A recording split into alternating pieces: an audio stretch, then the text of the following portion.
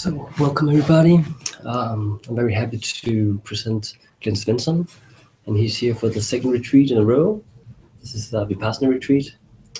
And Glen Svensson is a very talented teacher. He's been in Tibetan Buddhism for over 20 years. And he's also completed the 7-year master program in advanced Buddhist studies at Lama Tsongkhapa Institute. And it's in Sutras and Tantra. And I'm very happy to be here. With him, all his teaching is very clear, understandable, and I'm looking very much forward to a great weekend. So thank you very much. Thank you.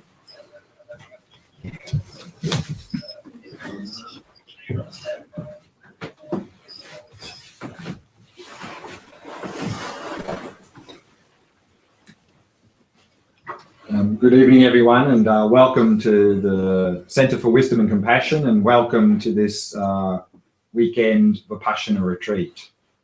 Just before we start, a couple of the sort of logistics for the weekend.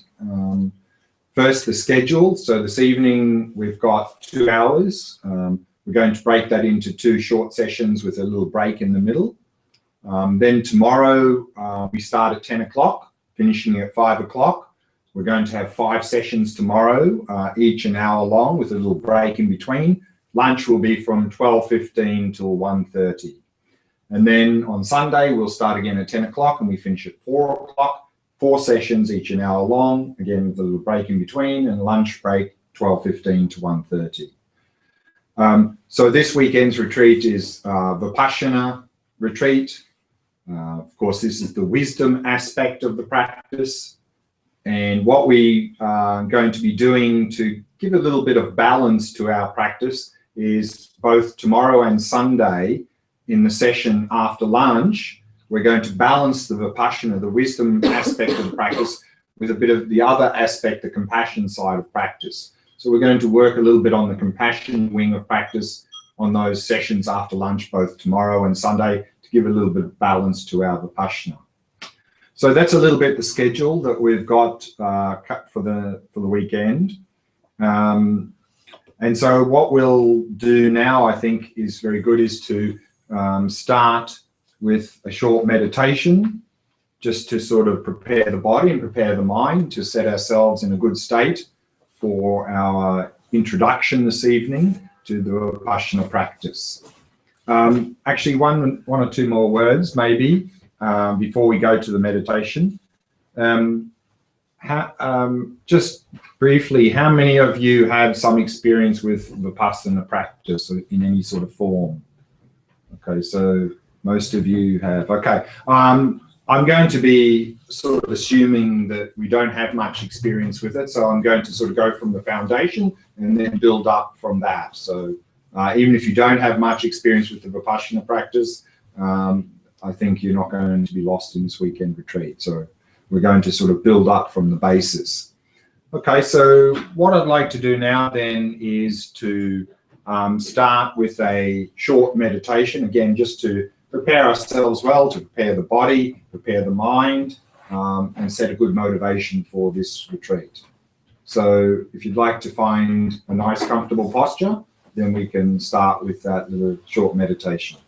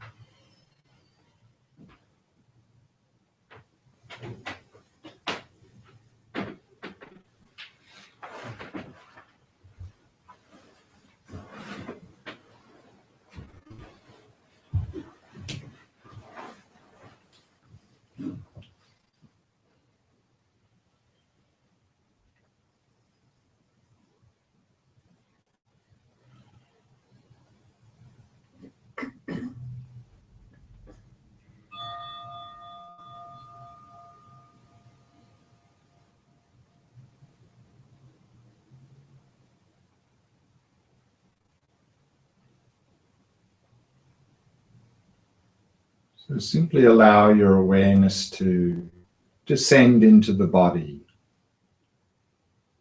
and become aware of sensations throughout the body.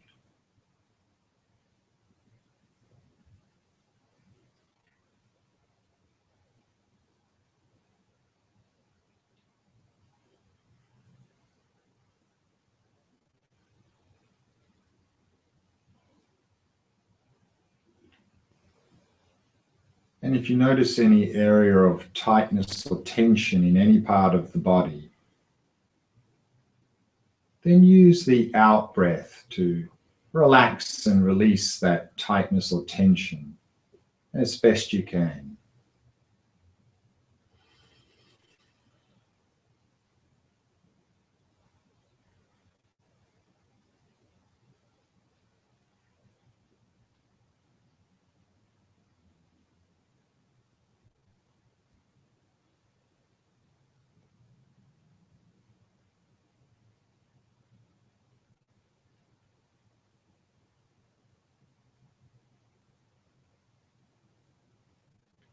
Bringing your awareness to the area of your face, softening and relaxing all the muscles in the face.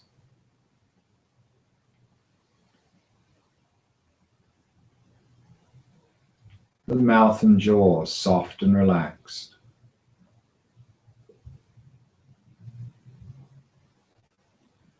And all the muscles around the eyes soft and relaxed.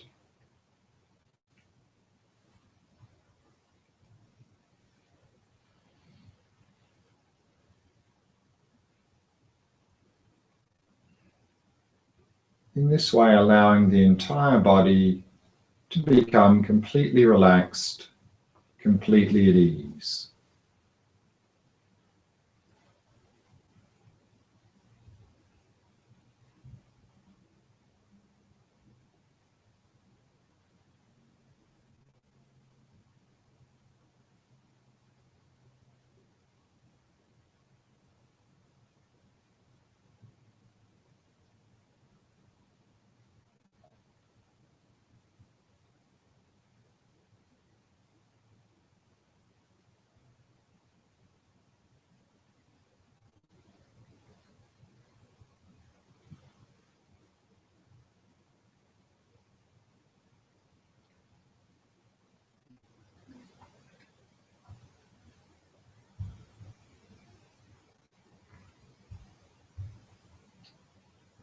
And then we can take 3 slow, deep breaths, maintaining awareness of sensations throughout the body as you breathe.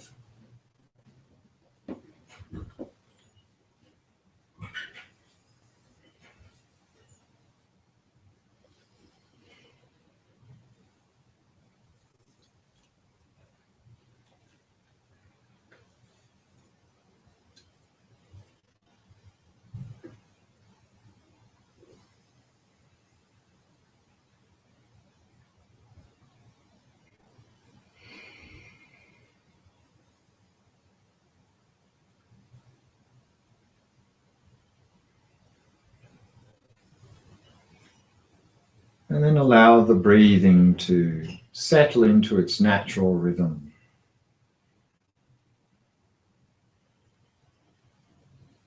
Not trying to control or regulate the breath in any way. Simply allowing it to flow naturally and effortlessly.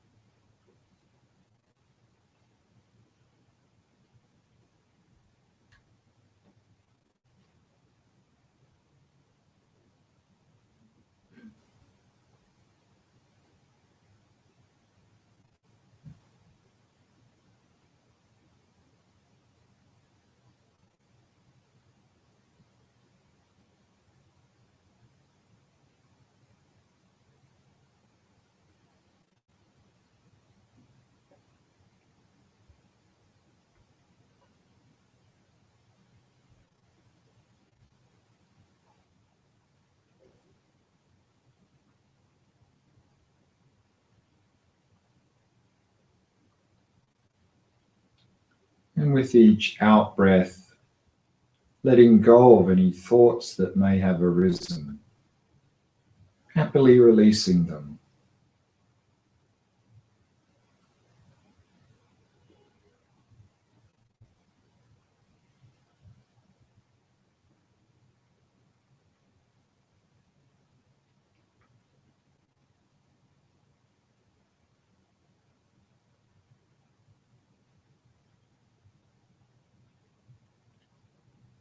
And allow the mind to come to rest in the present moment.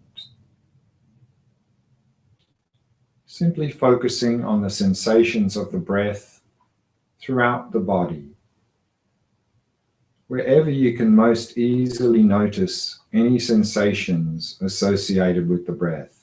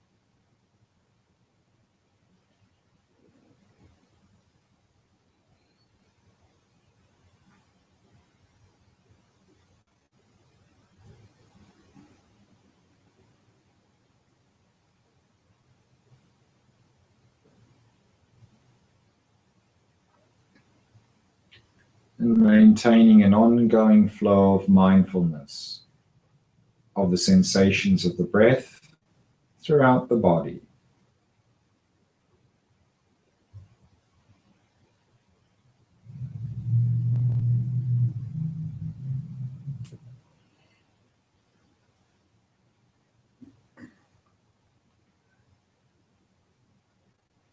Your destination is on the left.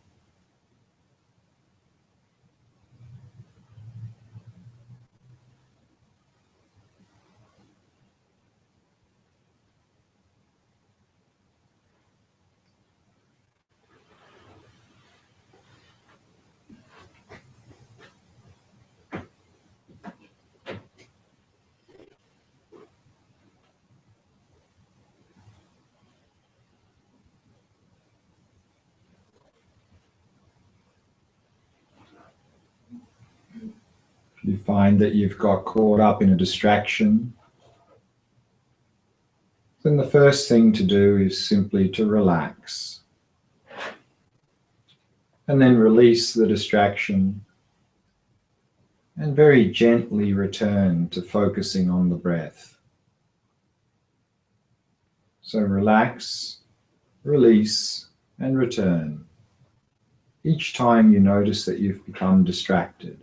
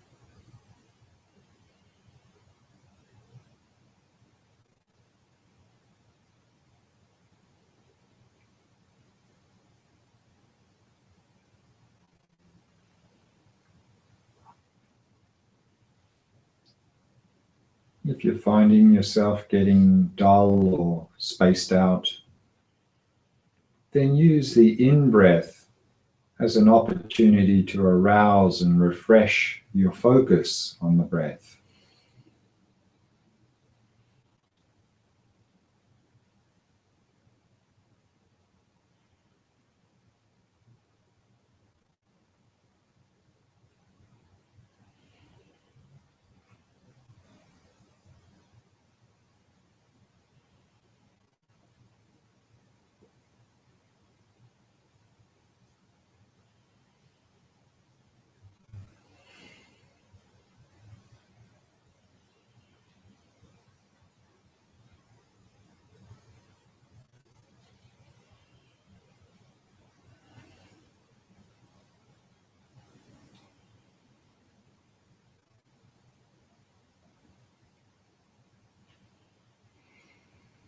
And then just spend a few moments and think about your motivation for coming here this weekend, your motivation for attending this Vipassana retreat.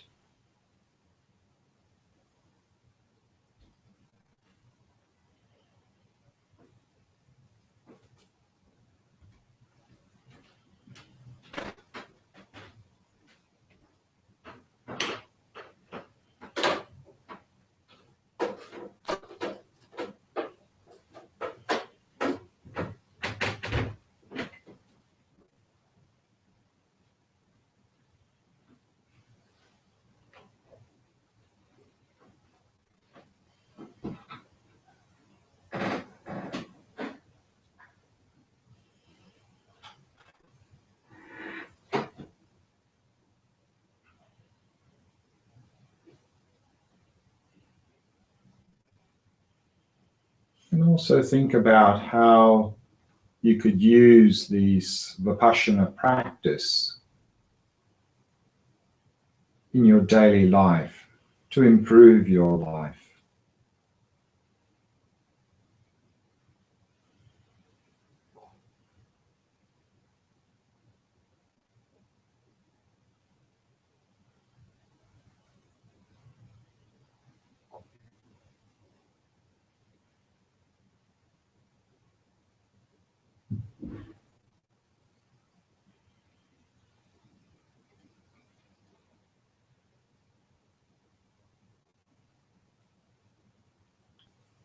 And then release all appearances and simply allow the mind to come to rest. Simply resting in awareness itself.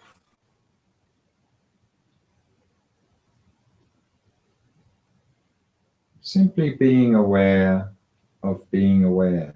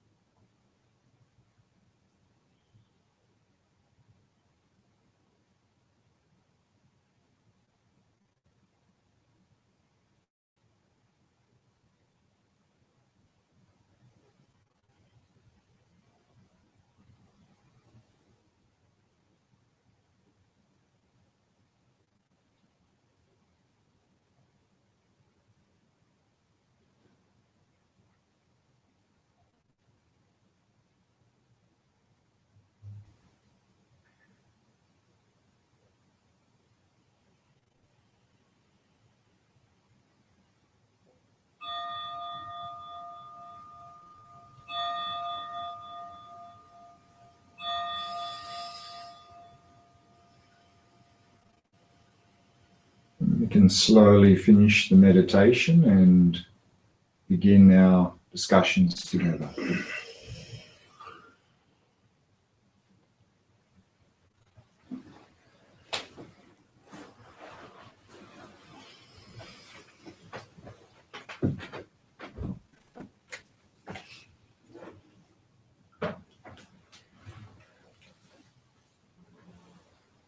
In this evening's sessions, I'd just like to do a little bit of an introduction into the Vipassana practice and a little bit of background to sort of make sure that we have clear where this Vipassana practice fits into the bigger picture. So we can start by actually looking at the word Vipassana.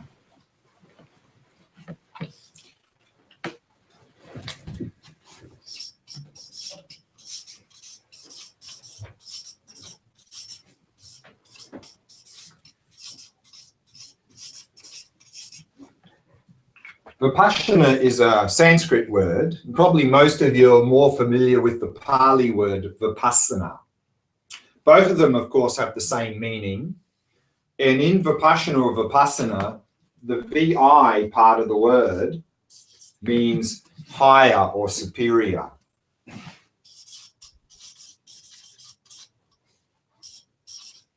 And Pasana or Pasana means to see.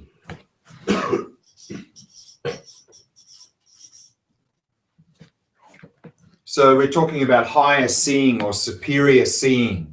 And most often the word Vipassana or Vipassana is translated into English as insight or special insight. So of course here we're talking about gaining insight into the nature of reality. So Vipassana practice is about this. It's about gaining insight into the nature of reality.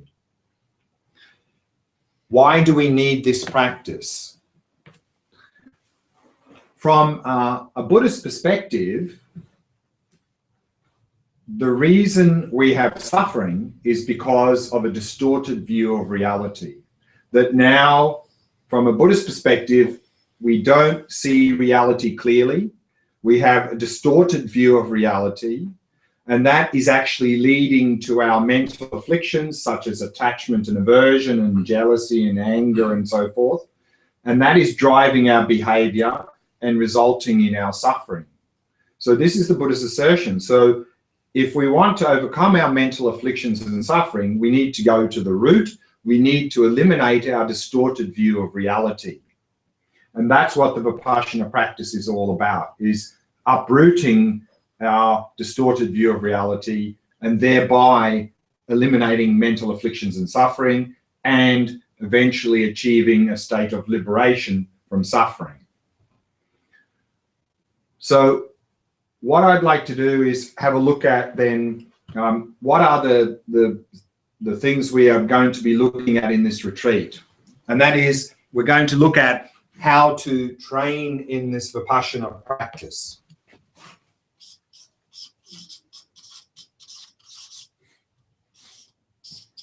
So we're going to look at a number of elements in the training. First, we're going to look at how we have a distorted view of reality.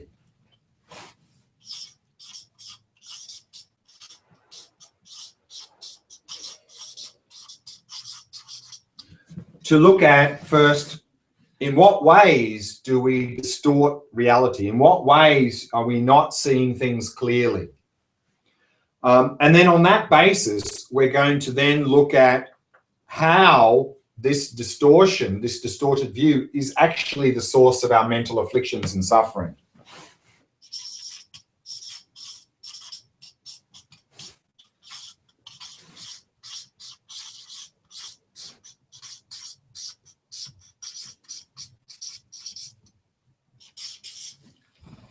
And then the third thing we're going to do is then have a look at how to establish the correct view of reality.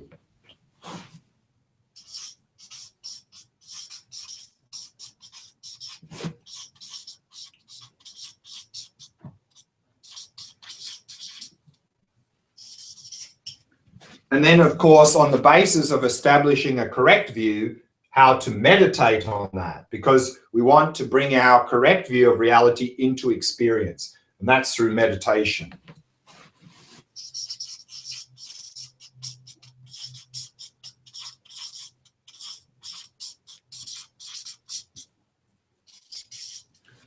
And then, of course, part of our practice, Vipassana practice, is to see how to integrate our Vipassana practice into our life.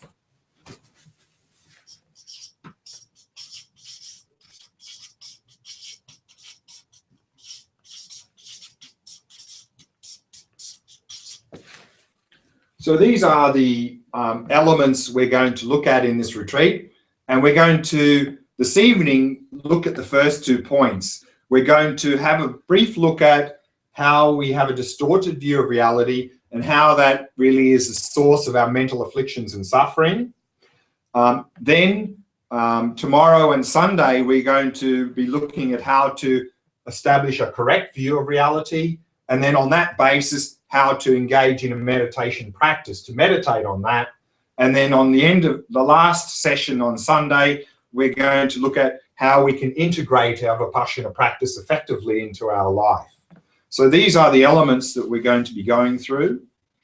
And as I briefly mentioned earlier, what we're also going to do is that to keep a balance in Vipassana practice, we're going to introduce a little bit of the other wing of practice, the compassion wing of practice, in the session after lunch tomorrow and on Sunday. We're going to work a little bit on the compassion wing to keep a balance to our Vipassana practice. So these are the elements we're going to be going through in this retreat. So we're going to be beginning with the first 2 points this evening.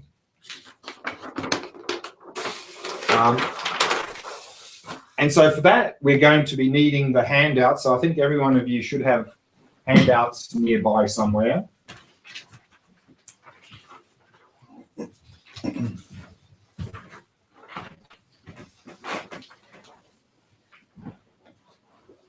In particular, we're going to use this suffering and its causes chart. But before we use that, let's briefly look at how we have a distorted view of reality.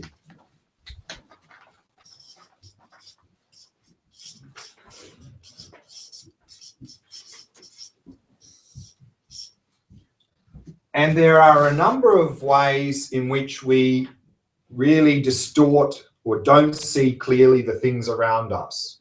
And we're going to be looking at 4 ways in which we have a distorted view of reality. The first is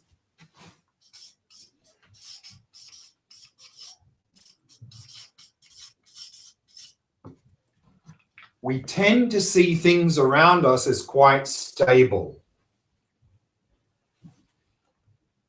And of course, we all, at least intellectually, know nothing is stable because science has proven it. I mean, everything is changing moment by moment at a molecular level. But that's not how we relate to things around us. In fact, we often relate to things as if they're quite stable and unchanging. You know, this cup is more or less the same cup that was here yesterday. It'll be the same cup here tomorrow. This is how we relate to things around us. And of course, that's out of sync with reality. There is no such thing as a stable thing. Everything's constantly changing. So that's one way in which we don't see things clearly. We tend to feel as if things around us are fairly stable.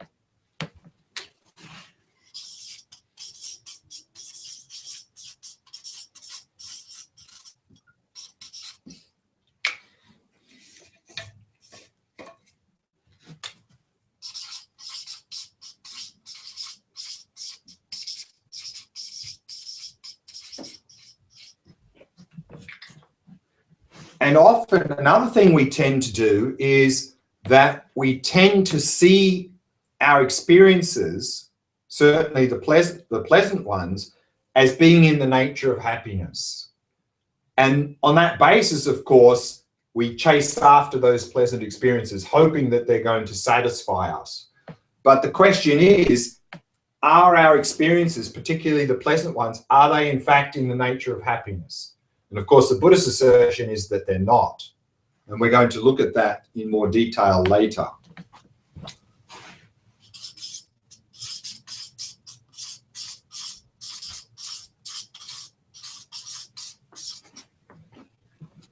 The third point is what's called autonomous self. We instinctively feel that there's a me here somewhere, that there's something more here than simply the body and the mind. There's a me here who's trying to run the show. And we have this sense of me. that this me is, there's somehow a me to be found here. And this is the idea of an autonomous self. The question is, of course, is there an autonomous self here? Is there something more than the body and the mind here? Again, the Buddhist assertion says no, but we instinctively feel that there is. And the fourth distortion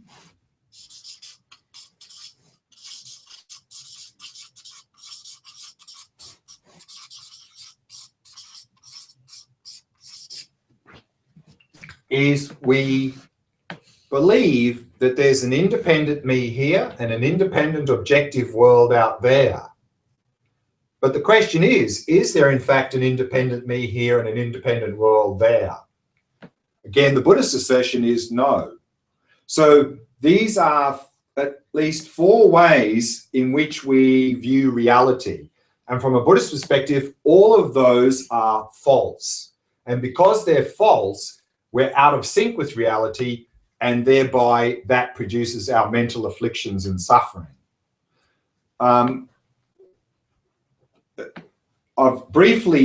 just briefly mentioned these here. I'm going to go into these, of course, in a lot of detail tomorrow, but is there anything here that sort of is very confusing? So I like to be very interactive in my discussion. So anytime you not have any understanding, then please let me know, ask questions. So is there anything here that's sort of confusing? Okay, so again, this is just a brief introduction, and we're going to go into each of those four in much more detail tomorrow. So these are four ways from a Buddhist perspective in which we distort reality, that we don't see things clearly. What I'd like to do now then is have a look at how these distortions in distorted views of reality actually lead to our mental afflictions, such as attachment and aversion and jealousy and so forth, and that leads to our suffering. So that's where we're going to use this suffering and its causes chart that hopefully all of you have, this one here. So we're going to have a look at that now.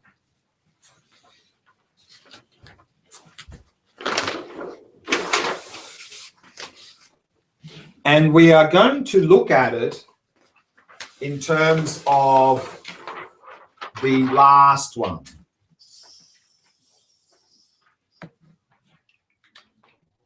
Because this is the deepest level of distorted view that we have. So I want to describe how this belief leads to mental afflictions and sufferings, and that's what the chart is describing. How, by grasping onto the fact that there's an independent me here and an independent world there, how does that lead to mental afflictions and suffering? So that's what we're going to have a look at now.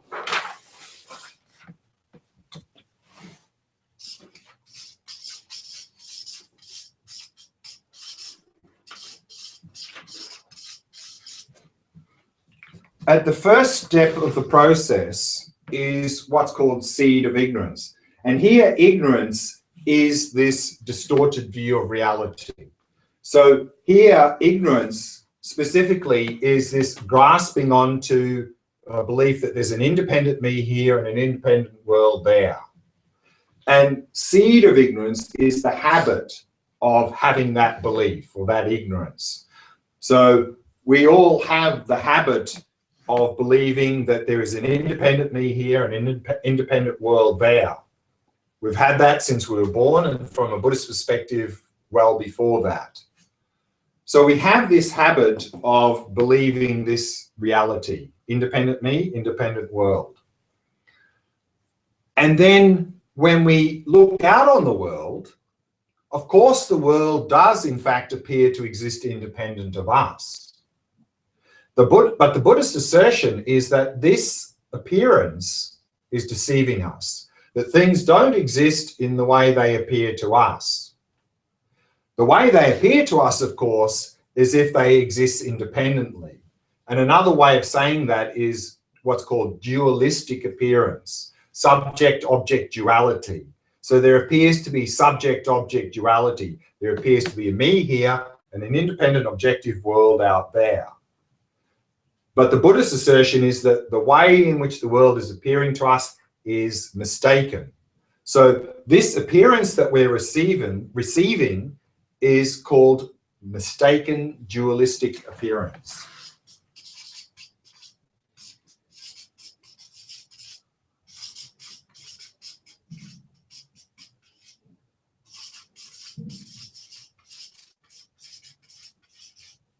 That everything appears to us in this dualistic way. Everything appears to exist independent of us. And of course, we have the habit of believing that. So we never question these appearances because the world has always appeared to us in this way. So there's no reason for us to question those appearances. We just automatically accept, yep, that's how the world is. And so that's step 2.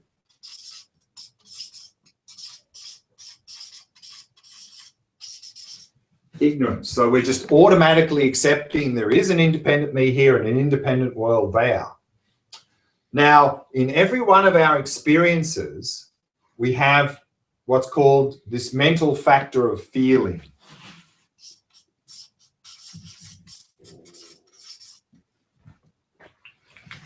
Now, in Buddhism, this word feeling doesn't mean emotion.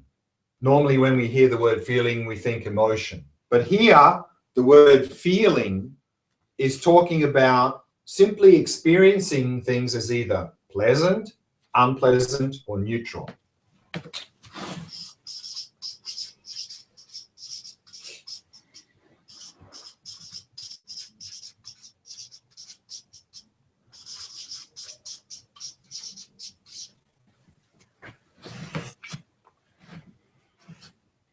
So let's take an example. Let's say we're looking at these flowers over here, and they appear to us to exist completely independent of us. We have the habit of believing that, so we just automatically accept, yes, those flowers there are existing completely independent of me. They're already there when I walk in the door, and I'm just acknowledging their existence. But let's say when we look at these flowers, we have a pleasant experience, a pleasant feeling. Then that pleasant feeling, together with the belief that those flowers are independent of us, is going to lead to the 3rd step. Because if I believe those flowers exist independent of me, and I'm having a pleasant experience when I see them, of course I'm going to naturally assume those flowers, there must be some attractive quality there that's causing my pleasant experience. So I'm going to see these flowers as inherently attractive. And from a Buddhist perspective, this is a misconception.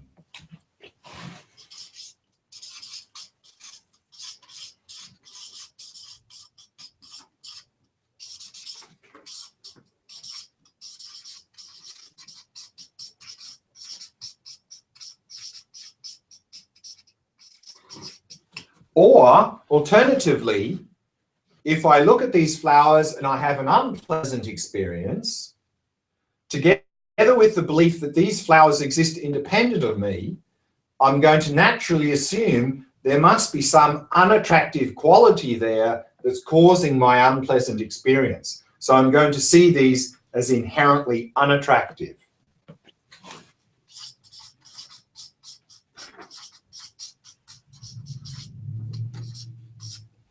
Or if I'm having a neutral experience, and neutral just means neither pleasant nor unpleasant.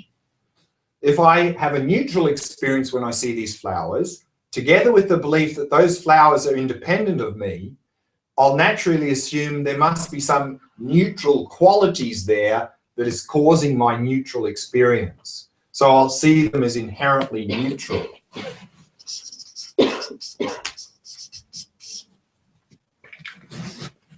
Everything okay so far? Everyone still there? Does that make sense so far? Okay. So let's say then we got to the third step. If we see things as either inherently attractive, unattractive, or neutral based on our experience, then the fourth step easily follows. For example, let's say again, we're looking at these flowers, we're having a pleasant experience, and we're naturally assuming there must be some attractive quality there that's causing my pleasant experience. We're seeing them as inherently attractive. Now, I like pleasant experiences. I want pleasant experiences. Those flowers seem to be causing my pleasant experience. I want those flowers. So that is attachment, of course.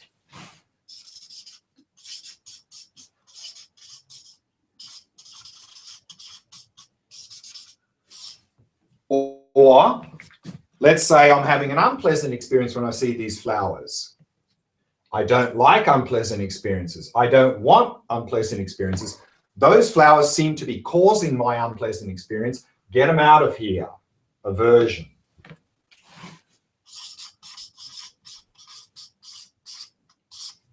Or if I'm having a neutral experience, that will simply reinforce my belief that those flowers are in fact independent of me, which of course is ignorance. But here, often instead of using the word ignorance, you'll see the word confusion.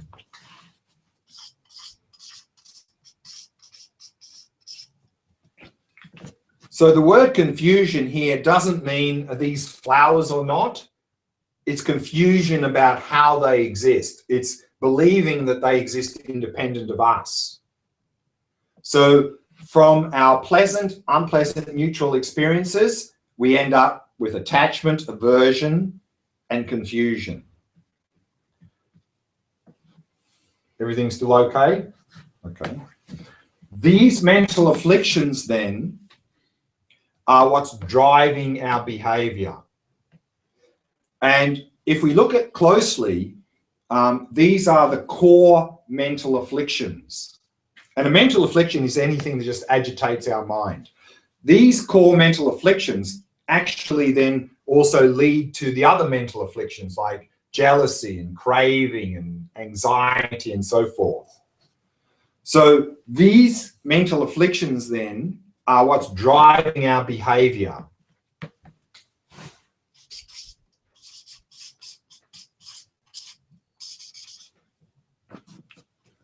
And the Buddhist assertion is that every time we do an action that is motivated by one of these mental afflictions, that has a consequence. And the Buddhist assertion is that our actions lead to our experiences.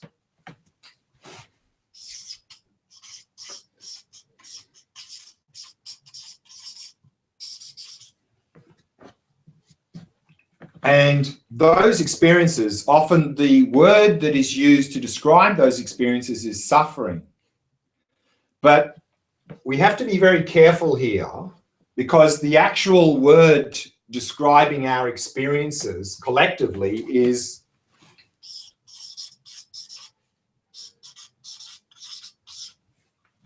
the Sanskrit word dukkha, which most often is translated as suffering. But that can be quite misleading. So here we're actually talking about this word dukkha, and I'll talk more about what this really means tomorrow morning.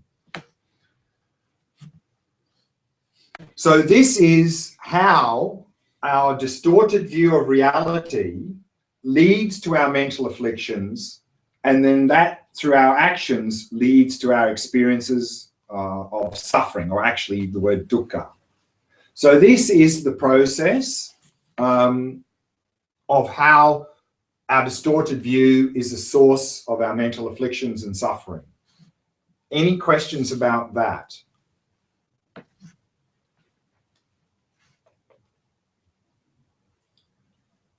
Anything there that's not clear?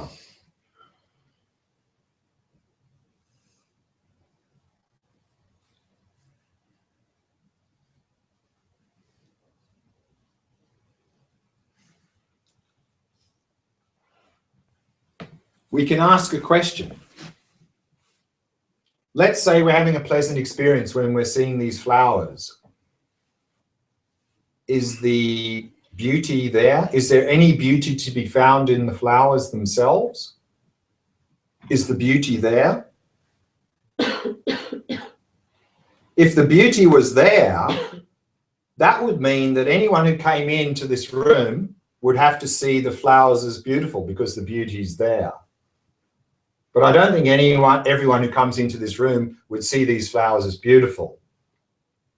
Maybe some people come in and go, ooh, I don't like that at all. Perhaps they have some allergy to flowers, and then they see any sort of flowers and they go, oh, get out of here, get them out. They're not attractive at all. So this assertion is saying that instinctively, of course, we believe the beauty to be there. Maybe if we think about it, intellectually, we might think, okay, yeah, you know, beauty is in the eye of the beholder. Okay, yeah, maybe I can sort of understand that. But is that how we're behaving? Is that how we're behaving when we encounter something pleasant? Are we experientially seeing beauty in the eye of the beholder when we see something pleasant? Is that how we behave? Maybe not. Maybe we're behaving as if the beauty is there. Because if we really appreciated that beauty is in the eye of the beholder, why would we ever have craving or attachment for that object? It wouldn't make any sense. But the reality is that even though intellectually we maybe can appreciate this point, experientially that's not how we behave. And our behavior is driven by our instinctive habits. So Vipassana practice is about changing our instinctive habits. So Vipassana practice or wisdom practice is not just getting smart. We can be the smartest person in the world. We can have the best, most clear intellectual understanding of nature, reality in the world, and still be suffering enormously. Because intellectual understanding is not going to change our instinctive habits. For example, as we saw earlier, intellectually, we all accept, I think, the fact that everything's changing moment by moment, don't we? Didn't we learn that at school? Hasn't science proven that conclusively, without a doubt, that everything is changing in every single moment? True? We all believe that. I mean, intellectually, we accept that, don't we? Is that how we relate to things in our daily life? Are we relating to things as if they're changing in every single moment? Or are we relating to things as if more or less they're fairly stable? I think more or less stable. That's how we relate to things.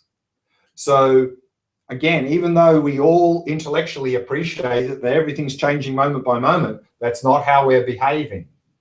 So again, Vipassana practice is to change our instinctive habits, is to transform our instinctive habit of seeing things as, for example, stable, to instinctively see things as changing moment by moment, and to instinctively see things as not independent, existing independent of us. And that's where we will then eliminate this ignorance. There'll be no basis for any mental afflictions or suffering.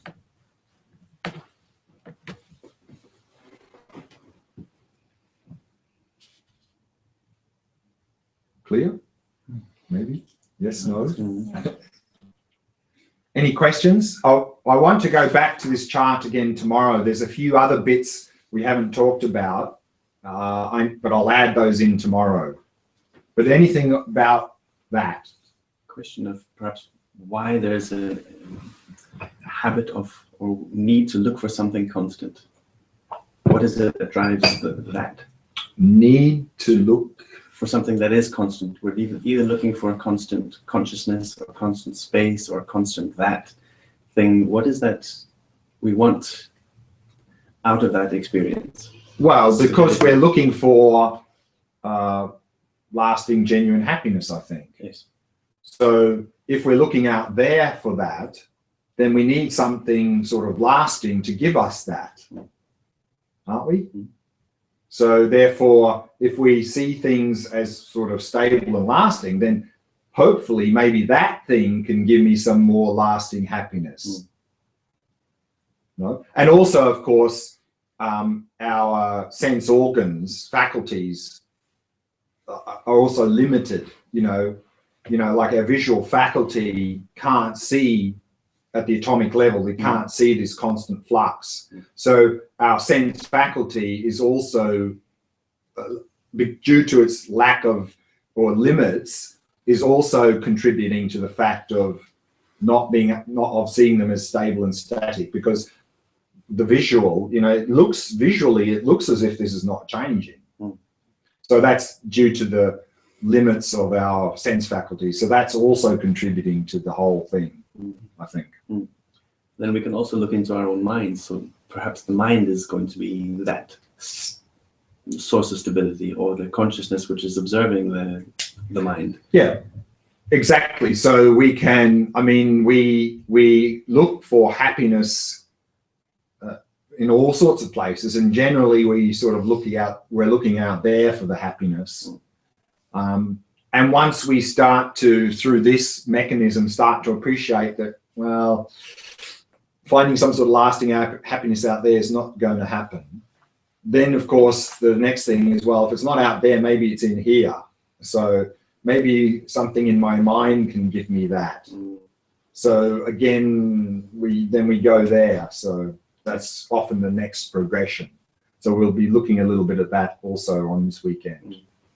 Because then there's the talk of Dharma happiness. So if that's the one thing that can keep growing, the one thing that can give me happiness, then I'll exactly. So transfer my habit. That's right. So often that's what is often the case, is that once people start to see that this stuff here is not really going to bring me some lasting happiness, maybe a spiritual life will. So then they start looking for something in the spiritual life to hold on to. That's going to make me happy.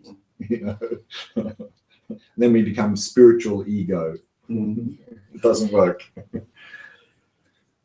Okay. I was thinking about maybe yes, to train this impermanence, to train impermanence in your way of experience things and experience beauty. Maybe when you listen to an orchestra, for example, that's very sustainable in some limit.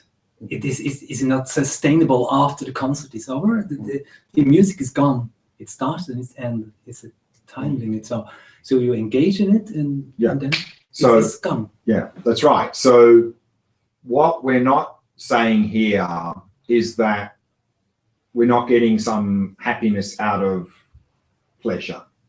We're not saying that. We're just saying that we are not clearly seeing what it is. We're seeing it as more stable than it is. We are seeing that pleasure is in the nature of happiness. We are misunderstanding that experience. So the Buddhist assertion here is that if we correctly appreciate that experience, the music concert or whatever, then while it's there, we can enjoy it fully. To engage in the moment. Right. Understanding that the nature of that experience, that we'll get some temporary pleasure out of it. Nothing wrong with that. And not hoping that it's going to fulfill us somehow, that it's going to be some sort of lasting happiness from that experience. So that is a sort of side effect of this as well. So don't buy the CD. Don't buy our CD. It's not the same as the concert. No. You will only be disappointed. Just pay lots of money and go to the concert all the time. Okay. Let's take a break there, 15-minute break, and then we'll come back and have a look at some sort of background in terms of the Vipashyana practice in the next session. First 15-minute tea break.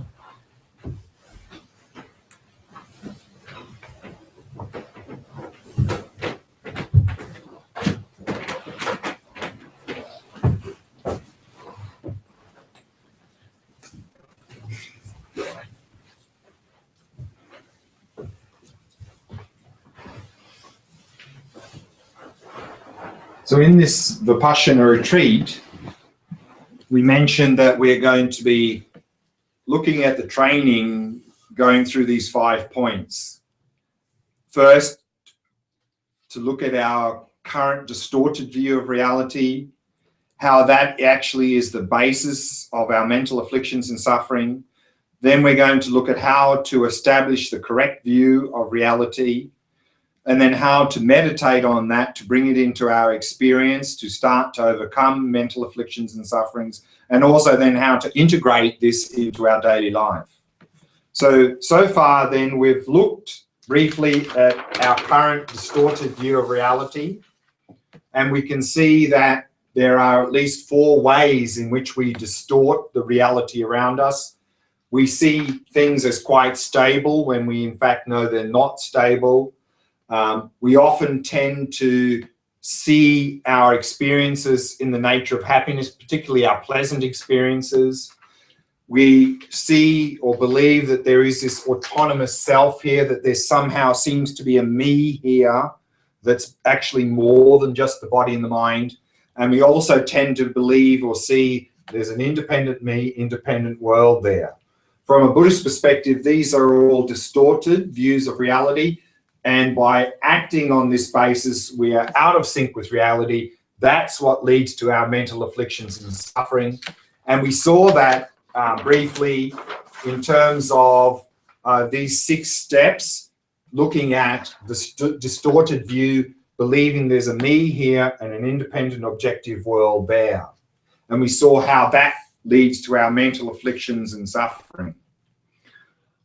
So what I'd like to do now for the rest of this evening's session is, before we have a look at how to establish the view of reality in terms of those 4 points tomorrow morning, is have a look at the broader picture in Buddhism, because we saw that already we have this word Vipashyana, which is the Sanskrit, and then there's also the Pali word Vipassana. So what we find within Buddhism is that there are a number of vehicles within the Buddhist spiritual path, and what I'd like to do is have a look at how the Vipassana practice fits within the different vehicles in Buddhism. And to do that, we're going to use your handout. You have there the 3 vehicles chart. So let's have a look at that now.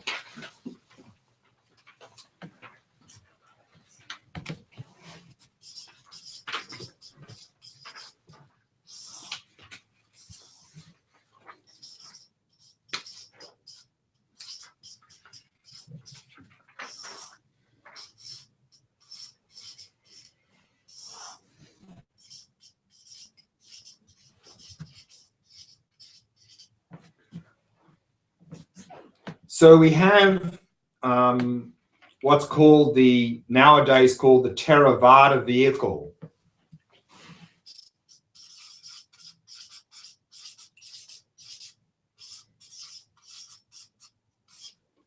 And the Theravada vehicle is based on the original Pali texts from the time of the Buddha, from his teachings, that then these Pali scriptures then is what spread into Sri Lanka, up through the northeast into Burma, Thailand, Laos, Cambodia, and down into Southeast Asia. So all of those Buddhist traditions now come under the umbrella of the Theravada tradition. And in the Theravada tradition, the goal of the spiritual path is nirvana, which is personal liberation from suffering. And it's said that the state that we find ourselves in now in Sanskrit is called samsara, this cycle of existence in this unsatisfactory state, which we're going to look at a little bit more tomorrow morning. So this state of nirvana is personal liberation from suffering. And someone who's achieved this goal of nirvana is called an arhat. And arhat often translates into English as something like foe destroyer, someone who's destroyed the enemy. So who's the enemy that the arhat has destroyed? Is the arhat has destroyed this distorted view of reality and the mental afflictions. So by overcoming the distorted view of reality and the mental afflictions, then the arhat, of course, has overcome all suffering and has achieved the goal of nirvana. Now, to strive for that goal of nirvana, we have to have the aspiration to strive for nirvana. And as we see in the chart here, that's most commonly translated into English as renunciation.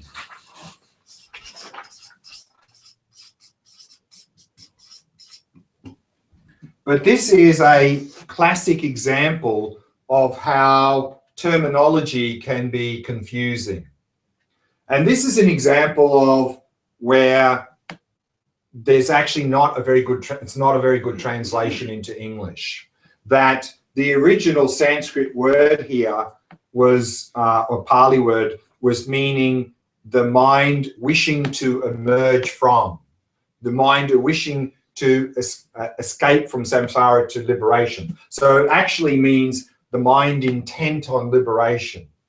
And that somehow got translated as renunciation, and that can be very misleading because this is really the entry point into the Buddhist spiritual path. So often we'll hear people say things like, if you really want to become a Buddhist and enter the Buddhist spiritual path, you have to develop renunciation. And then people see that word and they think, okay, I think that means if I want to be a Buddhist, I have to give up all my stuff and I have to go off and live in a cave somewhere. This is not the meaning. Because if we just give up all our stuff, we don't have developed this aspiration for nirvana. We've just given up our stuff. And then we are still craving for that stuff. And then we just get more in agitation. So renunciation, when you see that word renunciation in Buddhism, it simply really means the aspiration for liberation.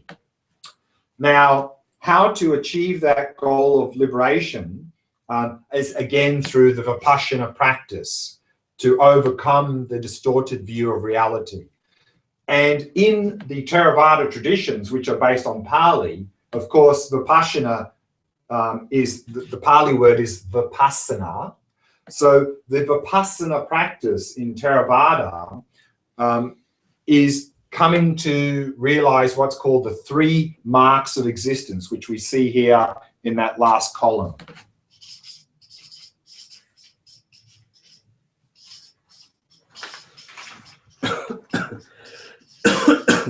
So if you go to any Theravada Buddhist country or tradition and look at what they're doing when they say Vipassana practice, then Vipassana practice effectively means coming to realize these 3 marks of existence, which we see here listed as impermanence, suffering, and no self.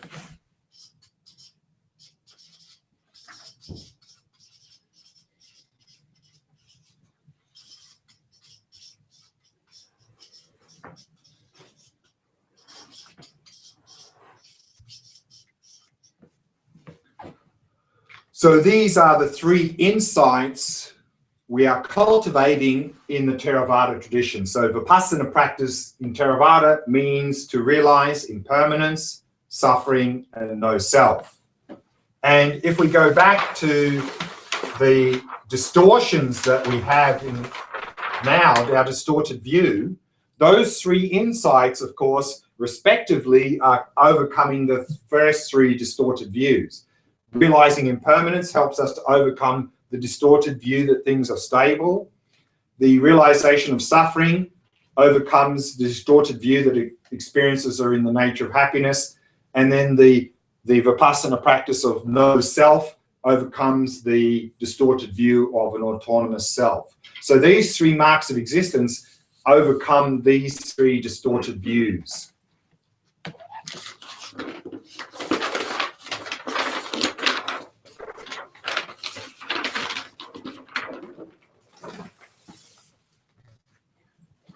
So that's what we're, tomorrow morning, when we start to look at how to establish the view, the correct view, and then meditate on that, we're going to start by looking at Vipassana practice within the Theravada traditions. We're going to look at these three insights to see what they really mean and how to go about developing or cultivating these three insights. So this is Vipassana practice as it's known within the Theravada traditions. Any questions on this? I do have a question. It might seem a bit naive, but why does every understanding or observation have to result in such a negative feeling of suffering? Maybe I'm taking the literal word, but of course. So something, I missed the start of that. Somehow that all your distortions create a sense that it's a suffering, Okay. as opposed to perhaps a euphoria. Right. Yeah. So again, this distortion leads to this, but remember, I briefly mentioned that this word suffering is actually translation of the word dukkha. And so this word suffering is not the same meaning as we understand the word suffering now. So I was going to wait till tomorrow morning to describe that, because this is another classic example of how terminology creates confusion. Exactly your point, is that this is what's called the first noble truth. It's the very first thing the Buddha taught, that our human existence is in the nature of dukkha. And so that's unfortunately most commonly translated now in English as suffering. So often you hear things like people say, according to Buddhism, all life is suffering. And then when we hear that, we go, ooh, that doesn't sound right. Exactly your point. So therefore, what we need to appreciate is when we see this context, this is not meaning what we normally associate with the word suffering. When we see the word, hear the word suffering, we automatically think some sort of unpleasant, painful physical or mental experience. Buddhism's not saying all life is just unpleasant, painful physical and mental experiences. What Buddhism's saying is that all life is dukkha. What that means is we're going to look at tomorrow morning. And really, there is no word in English that has this precise meaning, because this is has a very wide meaning. But one, to avoid this confusion, sometimes people translate this not as suffering, but as unsatisfactory. So then if you hear that according to Buddhism, all life is unsatisfactory, then we think, I have to think about that. That might be true. Let's think about that. But even the word unsatisfactory is unsatisfactory when it comes to understanding the word dukkha. So we're going to attempt to understand what this means. But a brief answer to your question is, this word here includes all of our pleasant experiences. That is included here. So we're not saying distorted view of reality necessarily leads to some sort of unpleasant, painful experience.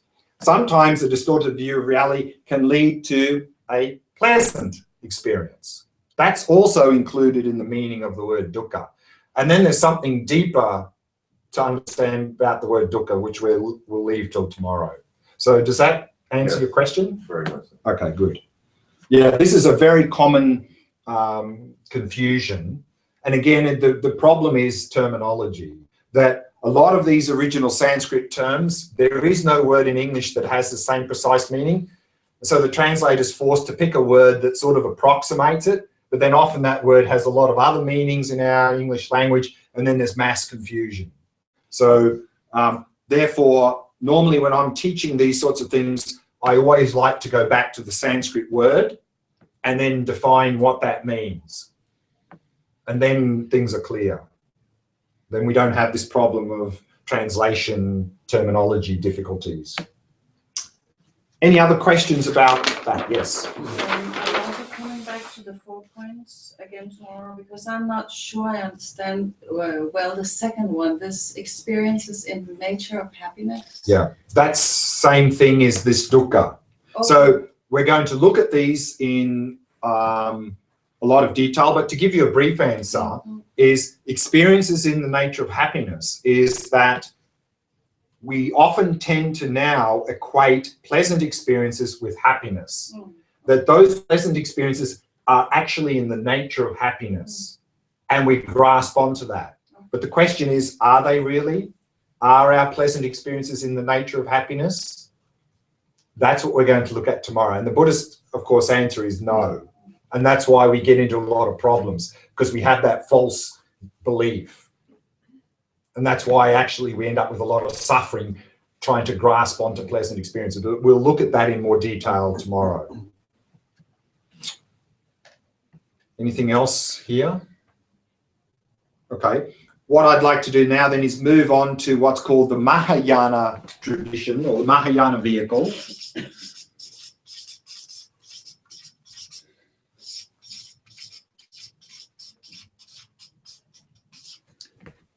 And the Mahayana vehicle is coming from the original Sanskrit texts. And those original Sanskrit teachings that were written in Sanskrit from the Buddha, they sort of went from India up through the northwest of India originally, across the Himalayas onto the Silk Route.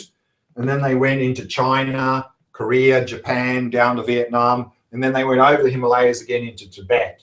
So all those Buddhist traditions, Chinese, Zen, Korean, Vietnamese, Tibetan, they all belong to the Mahayana vehicle. In the Mahayana vehicle, the goal of the spiritual path is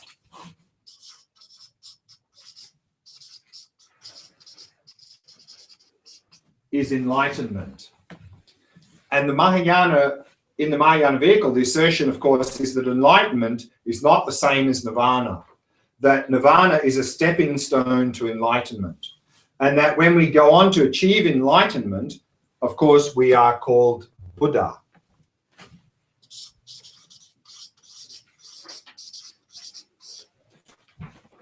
A fully awakened one.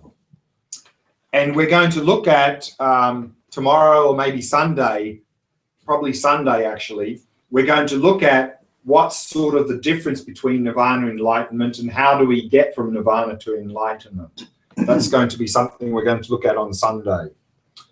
Now, to strive for this goal of enlightenment, we have to have the aspiration for enlightenment first. So that aspiration in Sanskrit is called bodhicitta.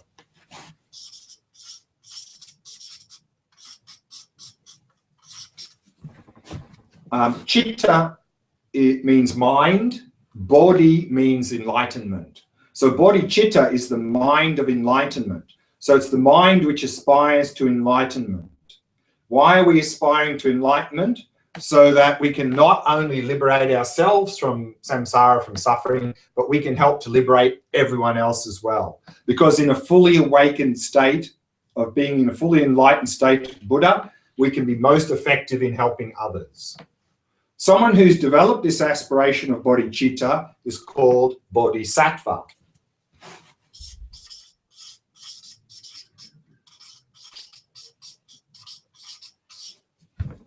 So again, bodhi means enlightenment. Sattva has many meanings. Here it means courage or strength. So a bodhisattva is someone who has the courage or strength to strive for enlightenment. So once we develop this aspiration of bodhicitta, we will be called a bodhisattva. Then we follow the Mahayana path to enlightenment. When we achieve enlightenment, that bodhisattva becomes Buddha. How do we achieve enlightenment? Again, we need to get rid of this fundamental ignorance. And here in the Mahayana tradition, when we talk about the wisdom or Vipashyana practice, we're primarily talking about this wisdom of emptiness.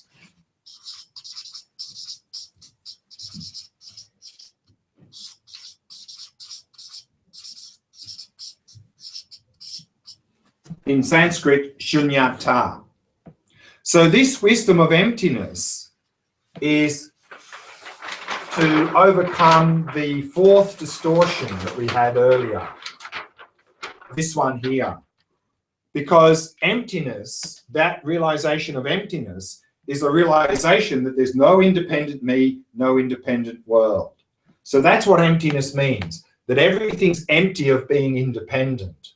So therefore, when you go to any Mahayana tradition, such as Tibetan Buddhism, Chinese, Zen, Korean, Vietnamese, and you ask about Vipassana practice, normally they'll be explaining how to practice this wisdom of emptiness, how to come to realize there's no independent me, no independent world, that actually nothing exists independently. Of course, in the Mahayana vehicle, as a basis for that, we would develop those wisdoms as well. So they actually also are the basis of this, because if we can realize these, then we have a very effective basis for developing this wisdom of emptiness. And we'll also see tomorrow morning how this is an effective basis for this. So this is the Mahayana vehicle. Any questions about that? In the Theravada tradition, when they talk of emptiness, would that be the same as the emptiness of the Mahayana tradition? Generally in Theravada, they don't use the word emptiness. Generally, you won't see that. They talk about selflessness, no self is the most common. Yeah, you won't really see this word emptiness so much. Because I have seen it and I have Yeah, seen teachings on it, but then I was made aware that the subtle differences are there, but they're in fact catastrophically separate. yeah, Which is why we shouldn't yeah. stay on So that, yeah. when you say you've seen teachings in it, were they teaching shunyata or were they using the English word emptiness? Emptiness, yeah. So we have to look at what that was, the translation in the Pali. Right. Perhaps not shunyata, Exactly. I think. Uh-huh. So perhaps they're using emptiness in this respect somehow, maybe. I mean, within the Mahayana, often you'll find they use the word emptiness and selflessness often interchangeably, and often they can mean the same thing. So again, you have to be very careful about terminology.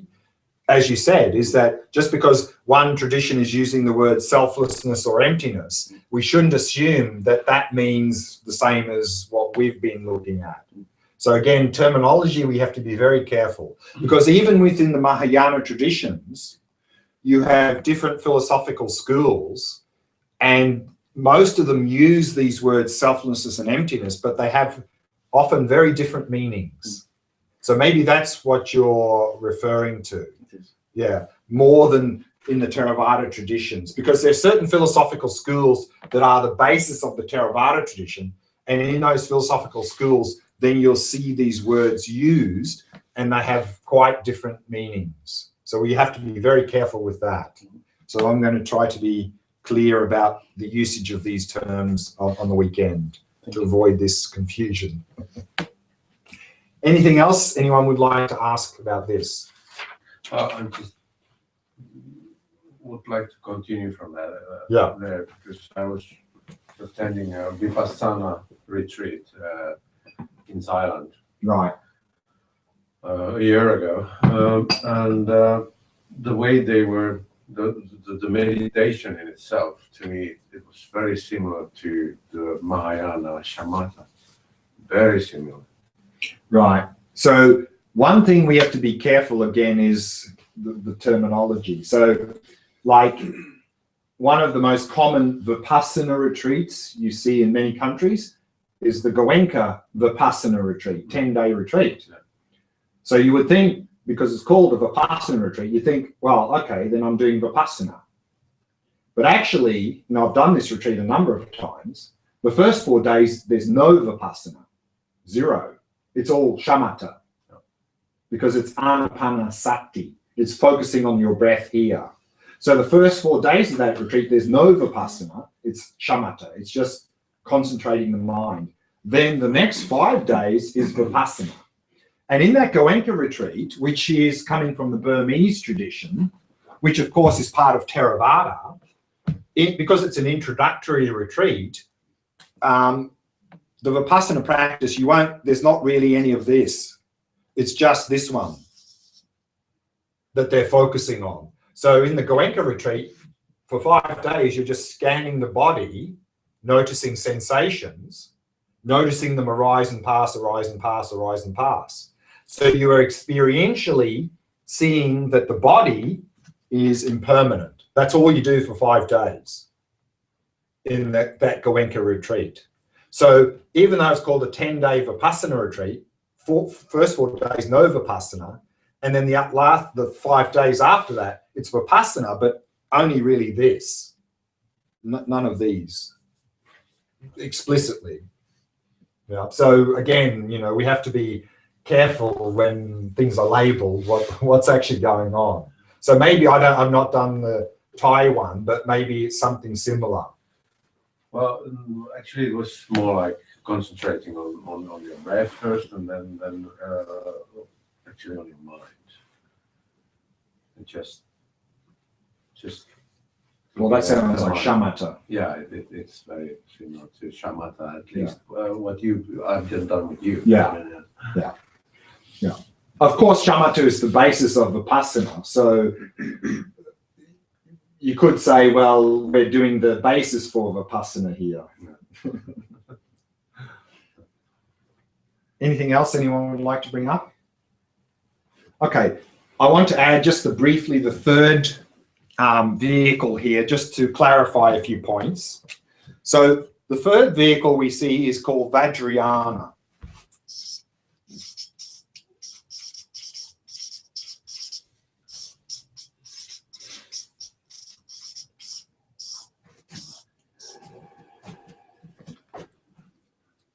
Vajrayana, or sometimes called Tantra, as a vehicle, has the same goal as Mahayana. So Tantra or Vajrayana in Buddhism is striving for the goal of enlightenment. And of course, we need to develop the aspiration of bodhicitta. And to achieve the goal of enlightenment, we are developing the same Vipassana practice of emptiness. So in those 3 respects, they're similar. What is, of course, different between Mahayana and Vajrayana or Tantra is the level of mind that we are using in the practice. In Mahayana and Theravada, we are using the coarse mind, the mind we have now. We are trying to first subdue that through the shamatha practice to make our coarse mind calm, clear, focused. And then on that basis of a calm, clear, focused mind, we use that in our Vipassana practice to come to realize either the 3 marks of existence or emptiness, and then slowly wipe out ignorance and mental afflictions, and then achieve the goal of nirvana or enlightenment. In the Tantra or Vajrayana vehicle, there are practices that help us to gain access to the deepest level of our mind, sometimes called clear light mind, sometimes called primordial mind, given many different names. And so through those practices, we gain access to that most subtle level of our mind, and we use that to realize emptiness, the nature of reality, and thereby we can accelerate the spiritual path to enlightenment. So it's the same emptiness that's being realized, but it's being realized by a much deeper level of the mind, this what's called clear light mind or primordial mind, or given many different names. It's another word for Mahamudra. So Mahamudra is talking about, in our Vipassana practice, of course, Mahamudra is talking about realizing emptiness because it's part of Mahayana. Mahamudra is realizing the nature of reality by focusing on the mind. So in Mahamudra practice, we are focusing on the mind to come to realize the nature of the mind. So often Mahamudra and Dzogchen, similar, is called nature of the mind practice. And we can realize the nature of mind at both levels. But Mahamudra, then you meditate on the awareness itself. You identify with the awareness, not, as you mean, you meditate on the awareness itself, on the basic space, on the primordial Right. openness. Right. But of course, at our level, we don't immediately have access to that. No. So when we start Mahamudra practice, we are operating at this level. And then hopefully through the techniques that are given there, various techniques, we can turn it into Vajrayana. Yeah. So we can have often what's called Sutra Mahamudra, which is operating at this level, or Tantra Mahamudra, which is operating at this level. But Mahamudra can be at both levels. Yeah. But the thing with Mahamudra is that we are focusing on the mind itself as the object of Vipassana practice. Yeah, it's no witness. It is no witness. It's no. It's a no witness. It's no witness. It's not a conscious witness. It's not a metacognitive thing. Because in any practice, of course, emptiness means non-duality. So, of course, then when we're experiencing the nature of the mind, we're not witnessing it. That's a dualistic practice. Non-conceptual. Yeah, of course. And that non-conceptual experience can be at both levels, of course. So the practice of Dzogchen will Of? be the Dzogchen? Dzogchen. Yeah. So Dzogchen is this level. And sometimes in Dzogchen and Mahamudra traditions, they add another level on top of this one. But I won't go into that. But that's in terms of, because in the Vajrayana or Tantra level of practice, we have very specific practices that are sort of mentioned here, this generation completion stage practice, to help us to gain access to the most subtle level of our mind. Whereas there's sometimes even mentioned another level where for particularly sharp faculty trainees, they can, in theory, gain access to those much subtle level of mind through simply what's called pointing out instructions, that the master just says a few words and then boom, they can get into that level of mind. Very difficult to do, but that is a possibility. And that's often then put as a sort of a next level.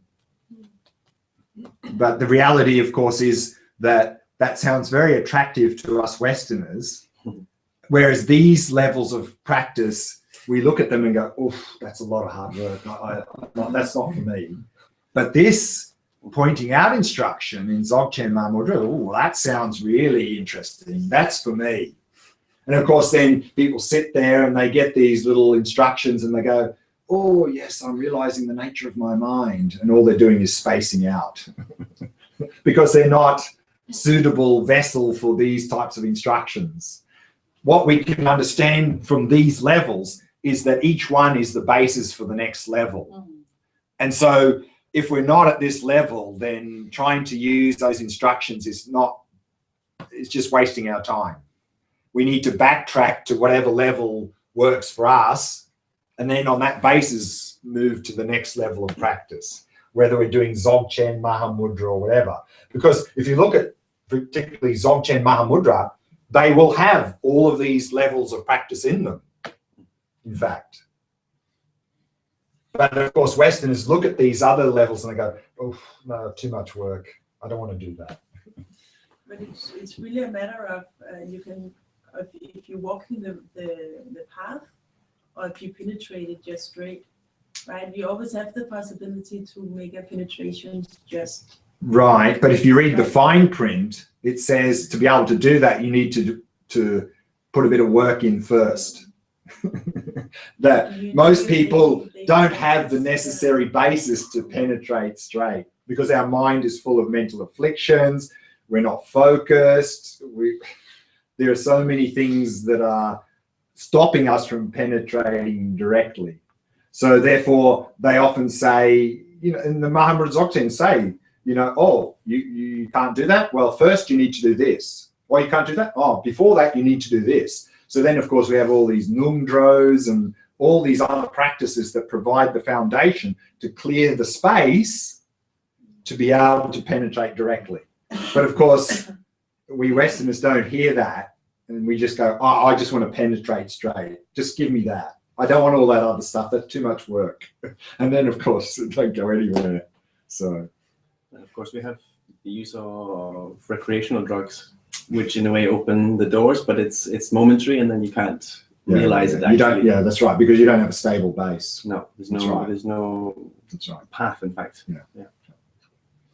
But if you see it as like levels that you have to go through in order to get to the last part, I have never gotten any teachings from the Theravada Right. tradition, but is it true? Does it stop, or do they go? So when I say it's levels, that doesn't mean we have to go and find a Theravada tradition first, because all of these practices here are in the Mahayana. Yeah, I get that, but it could then sound like if at the people who practice the Theravada Buddhism actually stop at a certain level. So see, what we have to distinguish is between the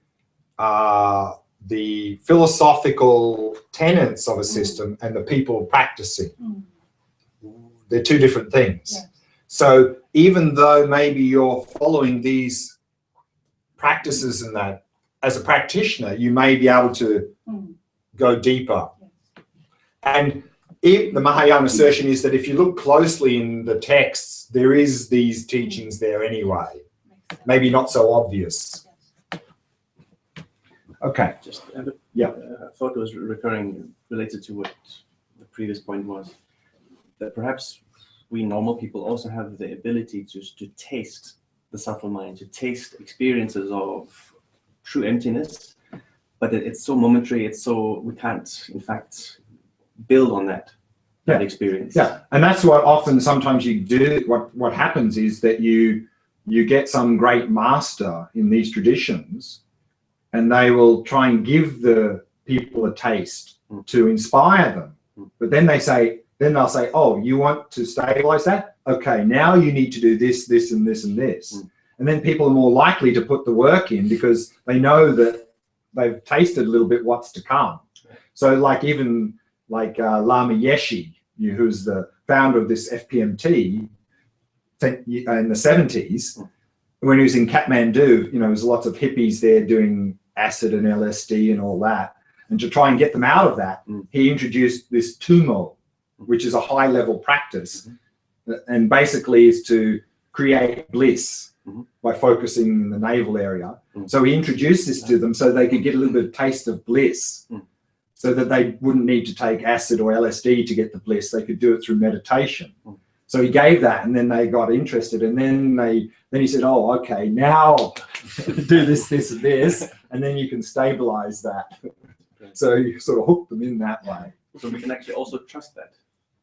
We can trust our intuitive realization that we might have tasted it, that we can actually believe that, yes, that was it, and now, okay, now we come back to the teachings. And well, also there we have to be a little bit careful, because if we don't have a framework to start with and we have some experience, it's often difficult to interpret that experience. I mean, we could just be spacing out. So you get a lot of people through drugs or other means have some sort of experience, but then often they interpret that as some high level experience, and even worse, think that they're far advanced on the spiritual path, and they're just completely deluding themselves.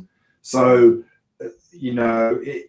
it's then helpful to have a qualified teacher who you can relate to, and if you have some sort of experience, you can explain, and then they'll probably more easily say, well, that was some little taste, or no, you were just spacing out, forget about that. That's not valid what you had. That was just nothing. So that's why if we're sort of going that route, really having a qualified teacher is very important. So in these sort of traditions that rely a little bit on this, like the Dzogchen Mahamudra, you'll find for those practices to really be effective require this very close disciple-teacher relationship, because it's really important to be able to guide the disciple very clearly when we're trying to use these sorts of approaches. Otherwise, people just get completely deluded into what's happening, and it's not very pleasant. So that's very important. Okay. what I'd like to do now to finish is to do a little short meditation for 10 or 15 minutes. And I'd like to do what I've been doing last week, and that is to meditate in the corpse posture, the Shavasana posture, as a method for calming the body and mind, and also then that's something you can do at home. So find yourself some space. So corpse posture, of course, is lying flat on your back, your hands by your side, your legs a little bit apart. Question about the eyes in Savasana? The Shavasana, of course, if you're using it as a method for transitioning to sleep, then you can have them closed. If you're using it as actually a meditation, proper meditation, then the general recommendation, again, have them slightly open, or if you're using that posture for any of the practices of observing the mind, to have them open. So you choose. Maybe we can switch off some of the lights again so there's not too much heavy lights. Also, you might like to have a little cushion under your head as well. That might be helpful. So spread out, there's some space at the back.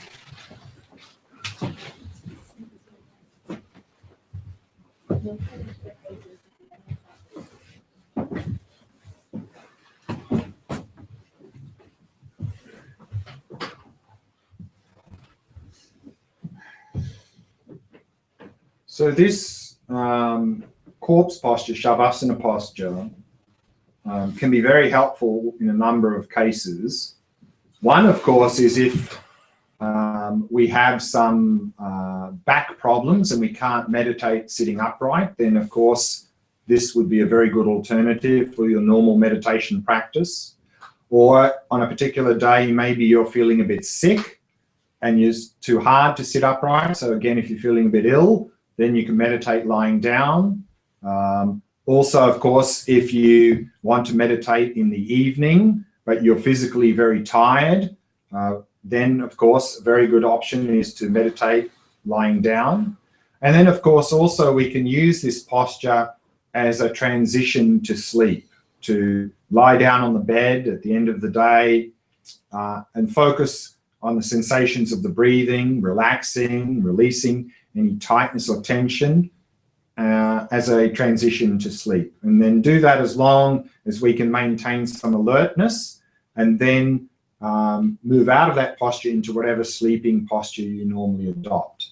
So this evening we're going to just do this practice to get familiar with using the Shavasana as a meditation posture and emphasizing particularly relaxation.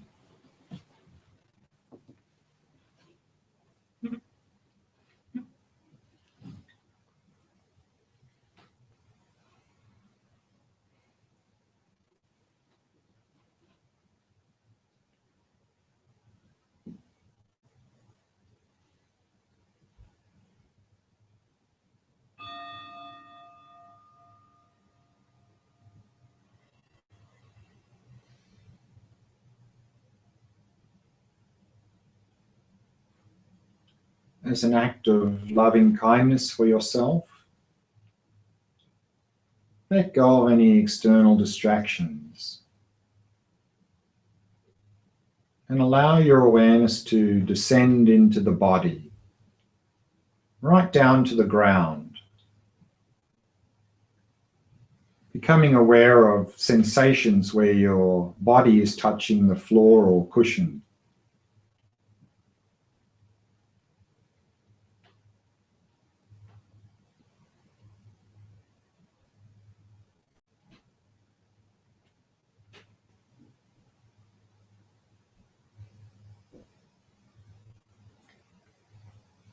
And then allow your awareness to fill the entire space of your body,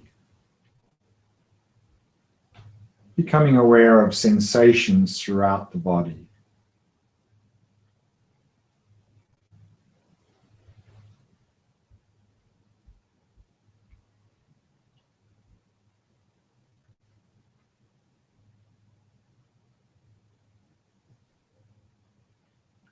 And using the out breath to relax and release any tightness or tension in any part of the body.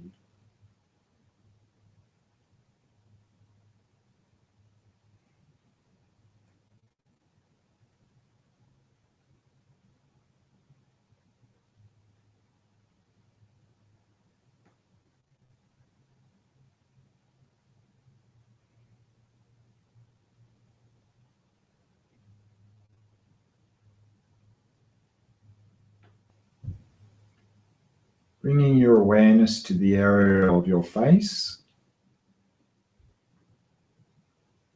and softening and relaxing all the muscles in the face. Mouth and jaw soft and relaxed.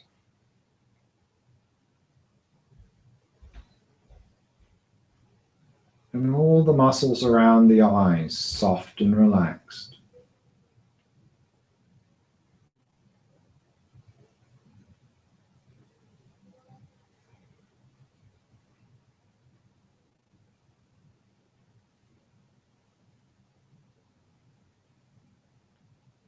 And relaxing more deeply with every out breath.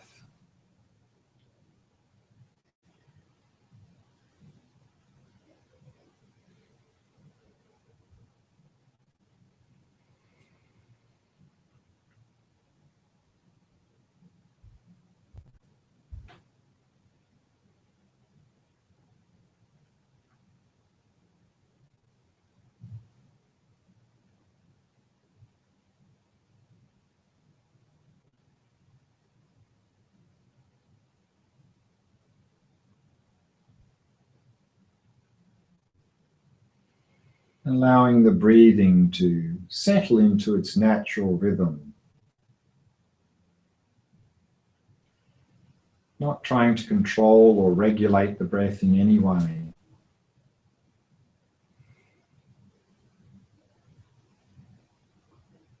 Simply allowing it to flow naturally and effortlessly.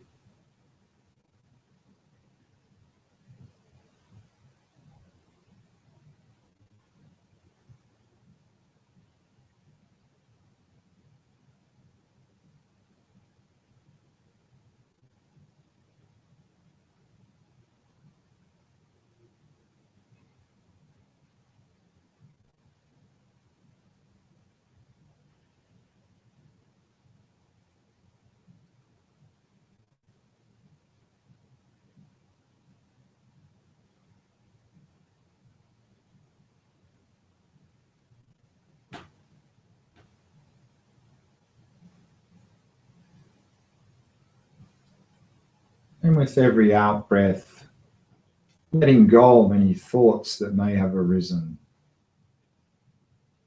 happily releasing them.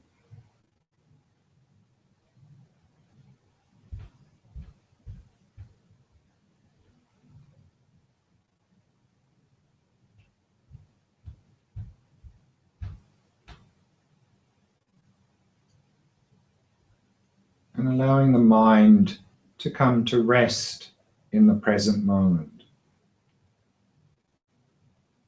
Simply focusing on the sensations of the breath throughout the body.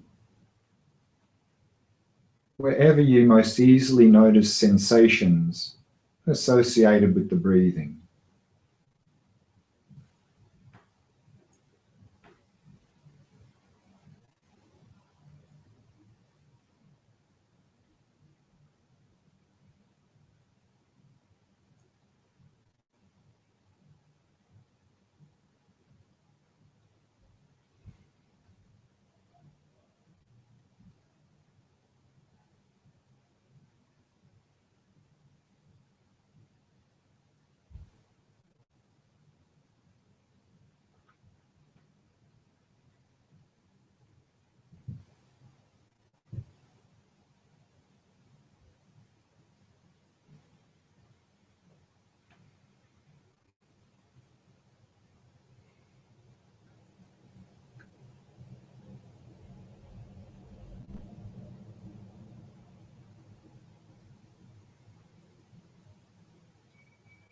And maintaining that ongoing flow of mindfulness.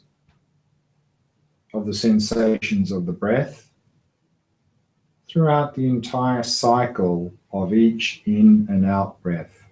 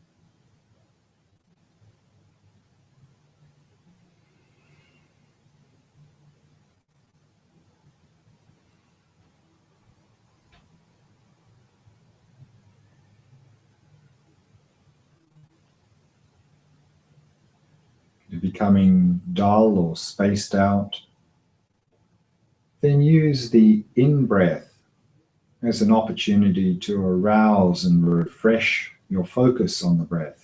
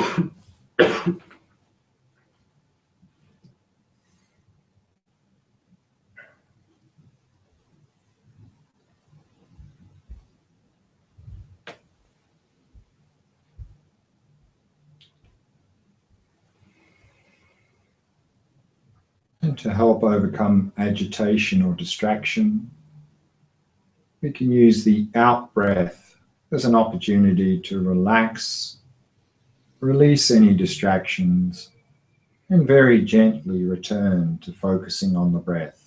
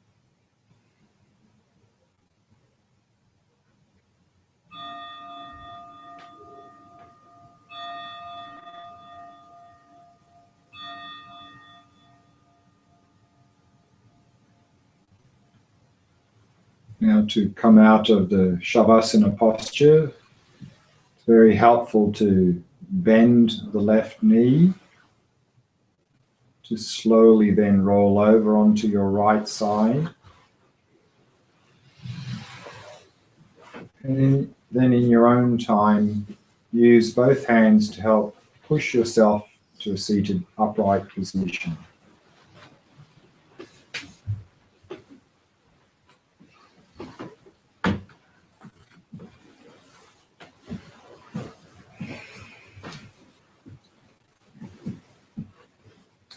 So that's it for this evening. So have a nice evening. We'll see you tomorrow morning at 10 o'clock. Thank you. Thank you. Just a small notice. Sometimes we have shared lunches, so we might bring some food, enough to share with others. We can do that tomorrow. It allows us to stay in the building and the room in this flow of meditation that we've been in. You're welcome to join or do your own thing as you please. Do we keep silence tomorrow and on Sunday? Or?